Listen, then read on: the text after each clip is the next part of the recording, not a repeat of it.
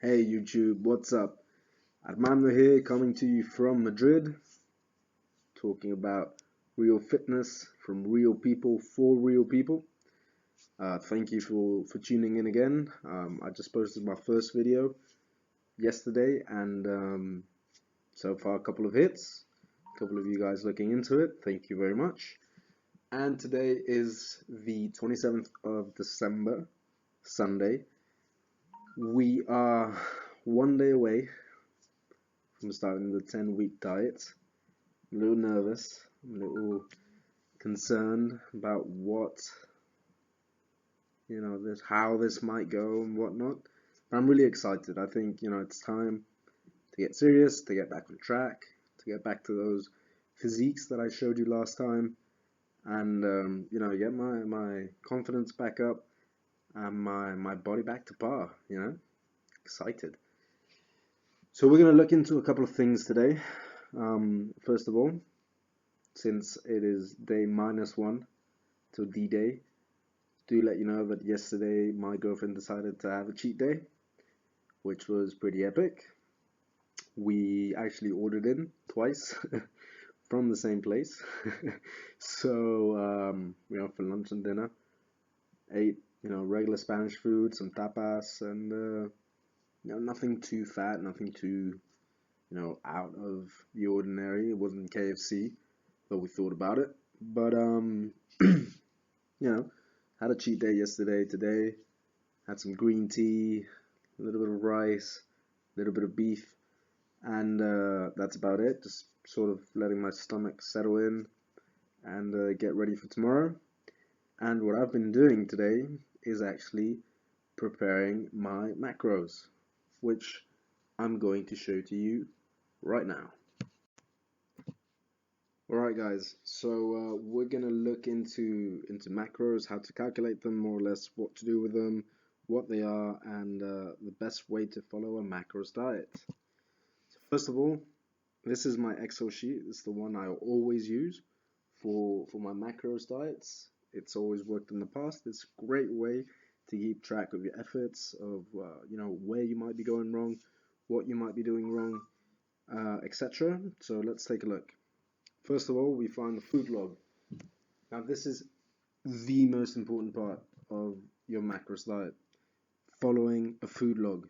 You got to put in every single day what you eat, when you eat it, etc. So for example, we can see here my let's say dummy setup for a food log. As you can see, first things first, I put what I usually eat every day, so that I have it here always. I don't need to keep writing stuff or keep copy pasting meals onto my food log. So what I have every single day, every morning, I have my black coffee with a dash of milk, with my protein, carbs, and fats and calories calculated already. And every day I'll have a green tea, maybe two, depends. So I have it added in there just in case.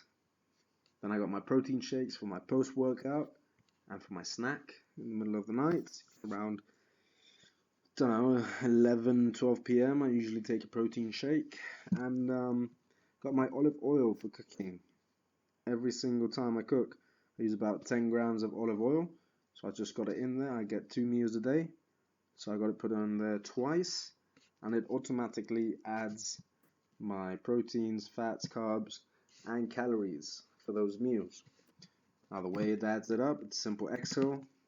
Just put an equation, you add the sum equation, you add it by blocks, all your proteins, all your carbs, all your fats, goes in there directly. These are my daily objectives, and this is how much more I need to reach those objectives. Now, the big question, the great question that everybody has is, okay, well, how do I know that, I don't know, my black coffee with a dash of milk has X amount of proteins and carbs? No, it's very simple, really. This I did today, it took me about 2 hours, is my food library. So you can see I got all my foods in there, usually all the foods that I usually eat, and I got it divided by protein, carbs, and others, which are fats and cheat meals mostly. Random stuff I might eat every now and then. From low-fat ham, goat cheese, maybe some pesto sauce for my pasta. Got some KFC in there, some pizza, some kebabs, etc. And most importantly, you got your protein and your carb sort of blocks. These are the foods that you're gonna eat usually every day during the whole process. So, for example, I eat a lot of chicken breast. It's one of my favorite proteins. Say I eat 200 grams. I just copy it from my food library, go to my food log, paste it. That's 100 grams there. If you want to get 200, you can either paste it twice if you're a bit lazy, or you can just multiply. So it's 200, 62 here, we got 8, and here we got 330. Okay, automatically it will change and it will add it up. Now, as you can see, my macros are already divided. You might be asking yourself, well, how do I calculate my macros? It's the first time I know how to do this. It's very simple. There's a couple of websites online. You just got to Google macros calculator, and they'll all come up. The most famous one is If It Fits Your Macros, iifym.com. They got a great calculator there. It's the one I use. And, it'll calculate more or less through your weight, age, and exercise level what you need to eat. And it will suggest, if you're bulking or if you're cutting, more or less, what you need to eat, how many calories, and how to divide it. So in my case, after all the calculations, I got up to about 3,000 calories a day just to keep my weight. So I decided to go down to 2,500 calories a day, so we can see some significant fat loss, hopefully. It's a bit of a bro science, but usually people say that, it's about 3,500 calories in a pound of fat, so you need to have a 3,500 calorie deficit just to get, 1 pound of clean fat off your body. So what we're going to do is 7 days a week, 500 calories a day. Hopefully, we'll get to that objective of 1 pound a day for 10 weeks. 1 pound a week, sorry, for 10 weeks of pure fat leaving us. This doesn't include liquids, maybe some muscle loss, etc., etc. It's just pure fat. Okay. So what I did is I took, 25% of fat of my calories. I put it into fat. It's 97 grams of fat. Each fat gram has 9 calories. I took, 35% of fat, 25% of carbs. A lot of you guys might think that's very low for carbs. To be honest, my body type, I don't need a lot of carbs to function. I've done some keto diets where I don't take any fats, and it was good. So for me, 156 grams it's quite a lot. I mean, if you think about it, it's about a little over half a kilo of white rice in carbs a day. That's a lot of carbs. If you want to lose some fat, you need to lose some carbs, and it's the best way to do it. For me, usually when I get to total depletion of carbs, I'll go down anywhere from 100 to 120 grams a day. That's when it starts getting a bit rough. But for now, 156, we're good to go. And 250 grams of protein a day. That's a lot of protein.